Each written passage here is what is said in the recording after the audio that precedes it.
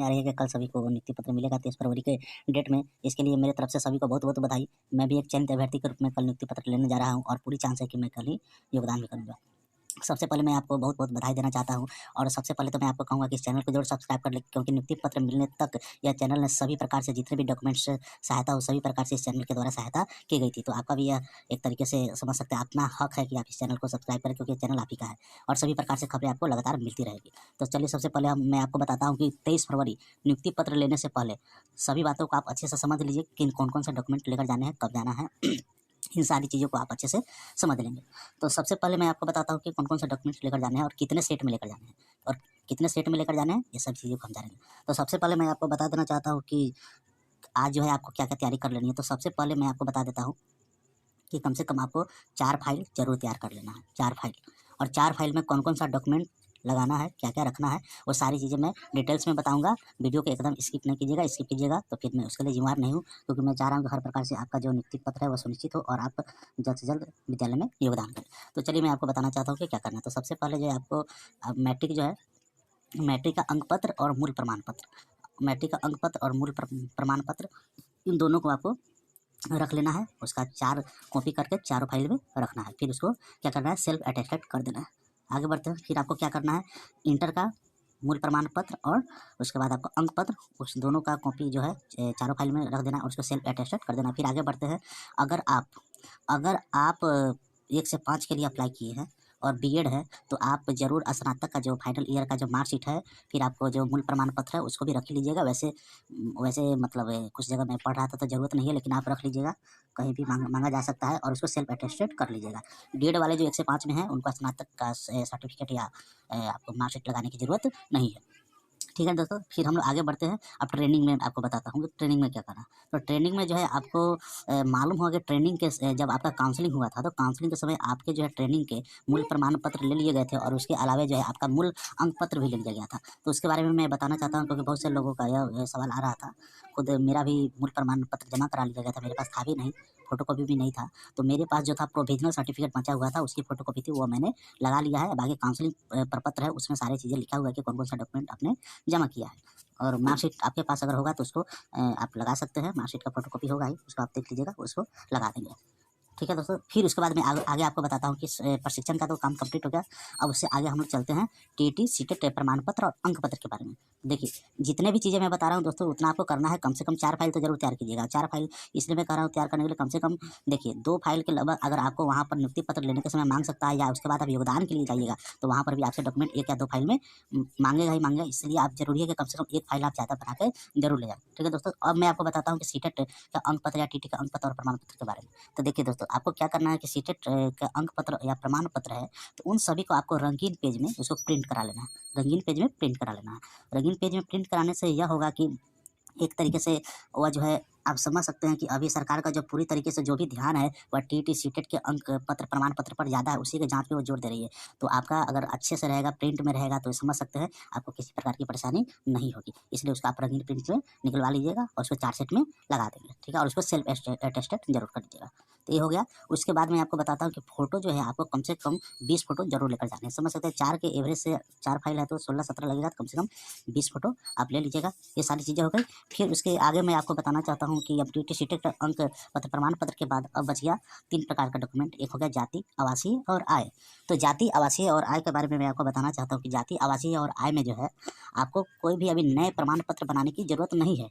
ठीक है, आपने अप्लाई के समय जो भी प्रमाण पत्र लगाए थे जाति, आवासीय या आय से संबंधित, उन्हीं सभी प्रमाण पत्रों को आप लगाइएगा तो सबसे अच्छा वो माना जाएगा, सबसे अच्छा माना जाएगा।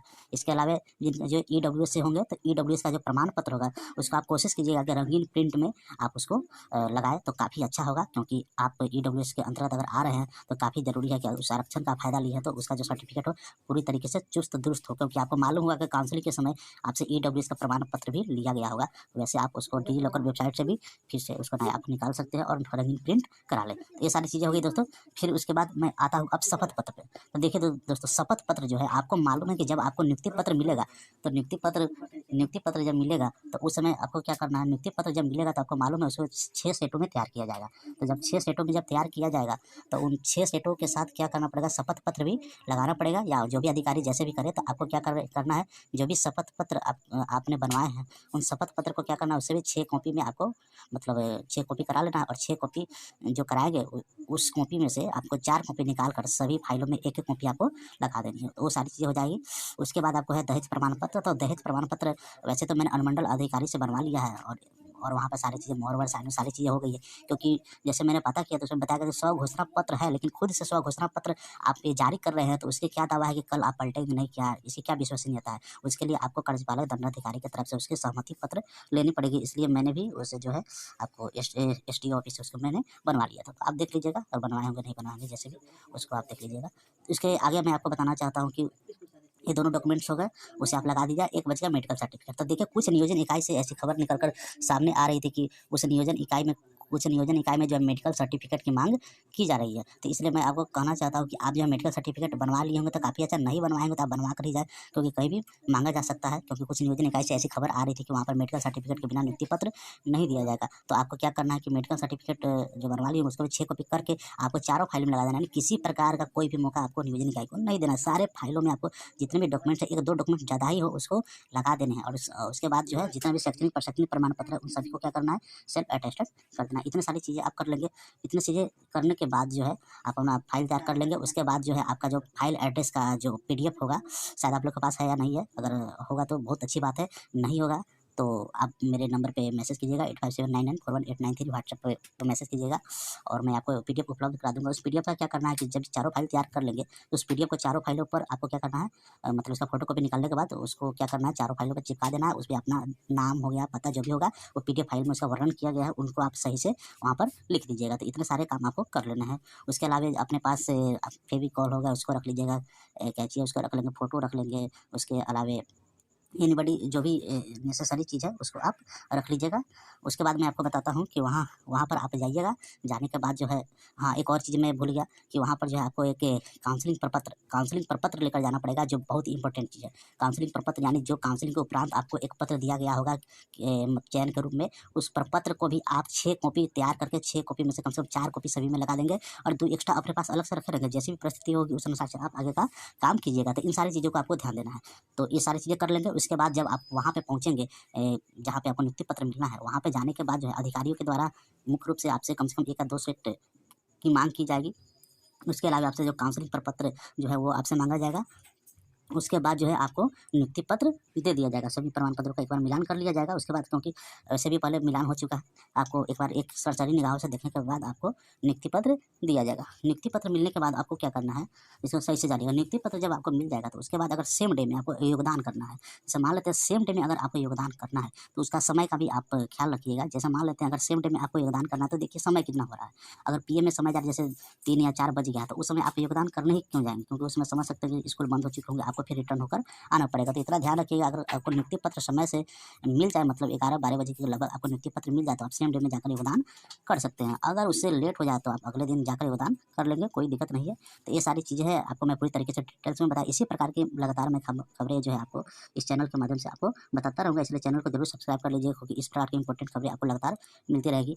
तो दोस्तों, अगर किसी प्रकार की आपको दिक्कत है तो मेरे नंबर पर आप मैसेज करके पूछ सकते हैं, या चैनल को सब्सक्राइब कर लेंगे तो जितने भी लेटेस्ट अपडेट होगी। और एक और बात है कि आप नोटिफिकेशन को भी ऑन कर लीजिएगा, जिससे जो भी मैं वीडियो डालूँ आपको लगातार मिलती रहे।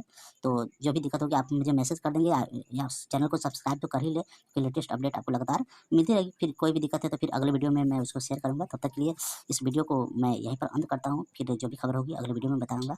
तब तक के लिए